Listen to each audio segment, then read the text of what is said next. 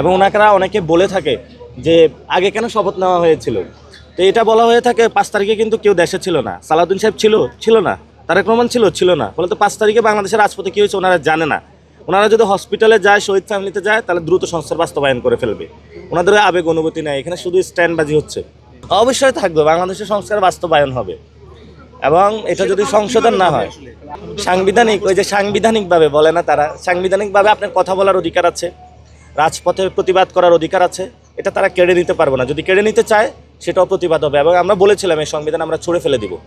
এটা ভারতীয় সংবিধান, তবে সংবিধানের কাঠামোতে আমরা তো মাঝখানে একবার উদ্যোগ নিয়েছিলাম যে সংবিধান কি করব আমরা।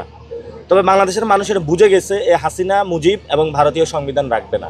আমরা এমন একটি সংবিধান চাই যে সংবিধানে থাকলে আমাদের কোনো ভাই আর শহীদ হবে না, কোনো ভাই আর আহত হবে না, এবং চেক অ্যান্ড ব্যালেন্স থাকবে আরই, এবং একজন ফেসিস্ট কাঠামোতে রাজা হয়ে উঠতে পারবে না।